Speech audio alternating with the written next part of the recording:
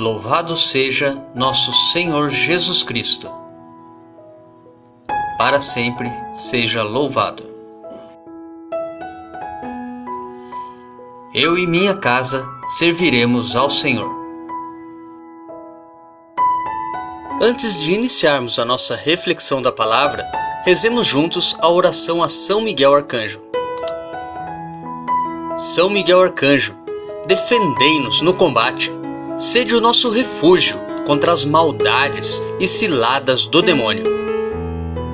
Ordene-lhe Deus, instantemente o pedimos, e vós, príncipe da milícia celeste, pela virtude divina, precipitai no inferno a Satanás e aos outros espíritos malignos que andam pelo mundo para perder as almas. Amém. Quem como Deus? Ninguém como Deus. 14 de outubro, São Calixto I. São Calixto I governou a Igreja durante o período de 218 a 222. Calixto era o administrador das catacumbas, nomeado para a função pelo Papa Zeferino, a quem sucedeu. Além das perseguições perpetradas pelo governo romano, Calixto teve de enfrentar também oposição interna na Igreja, em razão de certas disputas doutrinais. Sobre o mistério da Santíssima Trindade, a questão da absolvição dos cristãos que haviam incorrido no pecado da apostasia e outras. Calixto morreu em 222, martirizado. São Calixto I, rogai por nós.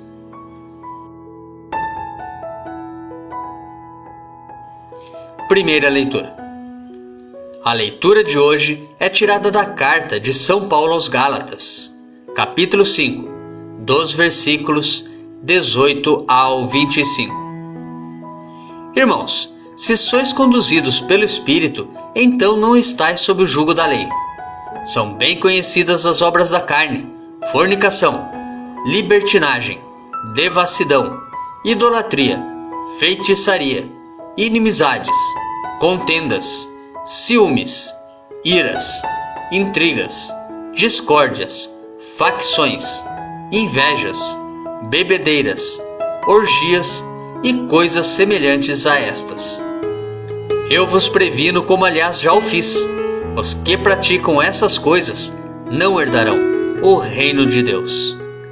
Porém, o fruto do Espírito é caridade, alegria, paz, longanimidade, benignidade, bondade, lealdade, mansidão, continência.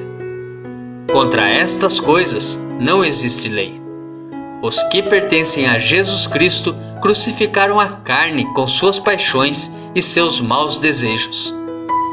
Se vivemos pelo Espírito, procedamos também segundo o Espírito corretamente. Nos preparemos para a reflexão da palavra, rezando juntos o Salmo responsorial, retirado do Salmo 1. Senhor, quem vos seguir terá a luz da vida. Feliz é todo aquele que não anda conforme os conselhos dos perversos, que não entra no caminho dos malvados, nem junto aos zombadores vai sentar-se, mas encontra seu prazer na lei de Deus e a medita dia e noite, sem cessar. Eis que ele é semelhante a uma árvore que à beira da torrente está plantada. Ela sempre dá seus frutos a seu tempo, e jamais as suas folhas vão murchar. Eis que tudo o que ele faz vai prosperar. Mas bem outra é a sorte dos perversos. Ao contrário, são iguais à palha seca, espalhada e dispersada pelo vento, pois Deus vigia o caminho dos eleitos, mas a estrada dos malvados leva à morte. Senhor, quem vos seguir terá a luz da vida. Evangelho. O Evangelho de hoje é tirado de Lucas, capítulo 11, dos versículos 42 ao 46. Naquele tempo disse o Senhor: Ai de vós, fariseus, porque pagais o dízimo da hortelã, da arruda e de todas as outras ervas, mas deixais de lado a justiça e o amor de Deus. Vós deveríeis praticar isso, sem deixar de lado aquilo. Ai de vós, fariseus, porque gostais do lugar de honra nas sinagogas e de serdes cumprimentados nas praças públicas. Ai de vós, porque sois como túmulos que não se veem, sobre os quais os homens andam sem saber. Um mestre da lei tomou a palavra e disse: Mestre, falando assim, insulta-nos também a nós. Jesus respondeu: Ai de vós também, mestres da lei, porque colocais sobre os homens cargas insuportáveis, e vós mesmos não tocais nessas cargas, nem com um só dedo.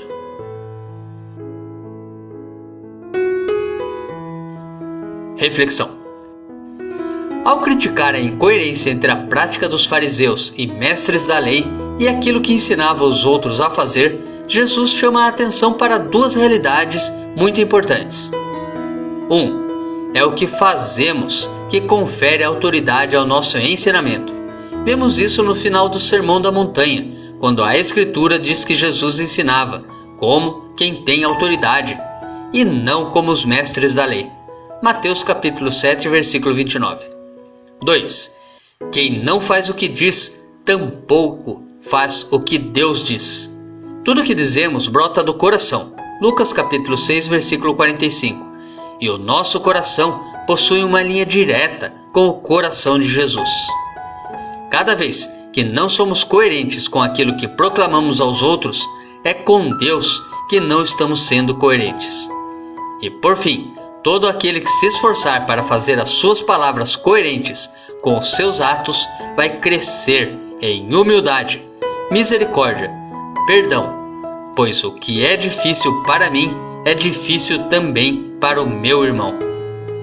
Que carreguemos o fardo das palavras e dos atos uns dos outros, e assim cumpriremos a lei de Cristo. Gálatas capítulo 6, versículo 2. Mas e quanto a nós? Será que as nossas palavras condizem com os nossos atos? Ou será que, como os fariseus e mestres da lei da época de Jesus, temos palavras sábias e atitudes tolas? Reflita. Tenha um ótimo e abençoado dia.